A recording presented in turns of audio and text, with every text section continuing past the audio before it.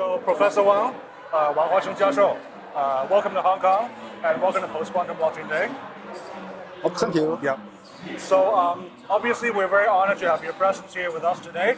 I'd like to ask you a few questions. Sure. So, one of the first questions is obviously you've been researching cryptography for the past more than 20 years, and obviously you have a lot of experience and an expert in lattice-based cryptography and other cryptographic schemes. So I want to know your thoughts on the four recent standards released by the NIST. What are your thoughts on those? Sure. I have been working on this post-quantum cryptography for more than 20 years. And in particular, I focus on lattice-based and code-based. Okay. And recently, the finite list or NIST competition come out. Eventually, it's come out something like a couple of years ago, and then just a few months ago they finalized this decision. Okay, and it has a long procedure starting from 2016. They have called for competition, and then for example, first round they say 82 submission, and then they selected 62 for the first round, and then go to the second round, the third round, and finally, they selected 4 candidates for the standard. There are 3 signature schemes, one is equation scheme. Okay. They also have another 4 candidates. They are moving to the final round for selecting an extra candidate for equation. Yeah. So we'll probably see another release in the next. How long will we see the next release? Okay, this one is supposed to next year, sometime next year. Okay, yeah. Year. Okay. So very soon we hope to see that publications. So we want to know more about. Obviously, you're a professor, but we also know your other title is that you're a deputy director of SCRIPS. It's short for Strategic Center for Research and Privacy Preserving Technologies and Systems. Can you share with us a little bit more about SCRIPS, please? Oh, okay, yeah. This school is a Singapore government-funded center focusing on privacy preserving technology. So, we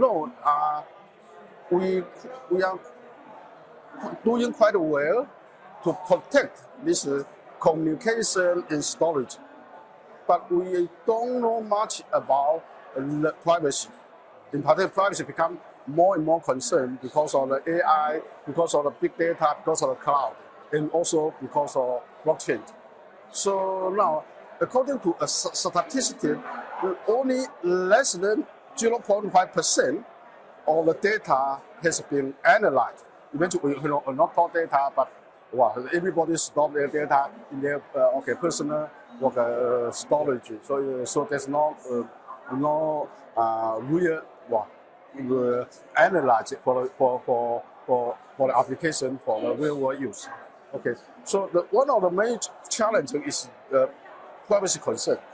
So people don't want to share the data because there's a lot of private information, sensitive information. So the solution is trying to give the critical solution to allow people to protect their data. In the meantime, we can still analyze those data for different purposes for the application. Okay. For example, when you use this ChatGPT, you have to give the answer, give your question to the ChatGPT to the server, so they know your questions. Yeah. So we try to provide a solution. Say we encrypt in our answer in our question, and the ChatGPT can still provide a solution in an encrypted form, and then come to some class to decrypt. So this is one of the. I think that's a very wonderful way because perhaps in the past few years we've seen the emergence of AI and everyone is talking about ChatGPT, pros and cons. But it is definitely a way to reach the masses, right? So by integrating these information into these machine learning large language model systems, I think that's a very great way to spread, I guess, a factual message to the wider masses, right? Yeah, come on. Yeah.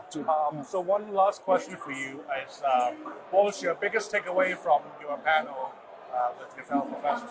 Okay. This is one. That's a very broad question. Yeah. Interesting is it is out of my. It's quite surprising that so many people attend this event. Okay, and they're sure not interesting. I also have interaction with quite a few people. They show very interested in in blockchain, the post-quantum, and also privacy. Yeah. It's a great event.